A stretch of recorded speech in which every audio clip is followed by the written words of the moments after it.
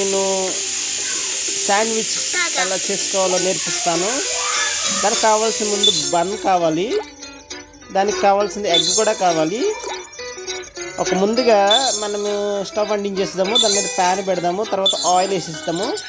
Oil వేసేసిన తర్వాత అది ఉడికిన తర్వాత ఎగ్ను వేసేసిన తర్వాత పిల్లలు అది బాగా మంచిగా ఉడికిన తర్వాత అది రెడీ అయిపోయింది. దానిపైన మంచిగా మనకు నచ్చింది ఆనియన్స్ మీకు ఇష్టమా పిల్లలు? మీకు ఇష్టమైతే లైక్ చేయండి. టమాటా కూడా పెట్టేద్దాం, అన్నీ పెట్టేద్దాం. మంచిగా రెడీ అయిపోయింది. Oh super. ఇప్పుడు పైన ఒక బన్ పెట్టేద్దాము. Burger ready. ఈ బర్గర్ తీసుకుని మీలో ఎవరు తింటారో చెప్తారా? హే డానీ, నీకు ఇష్టమా ఈ బన్ను? ఓ సూపర్ సూపర్.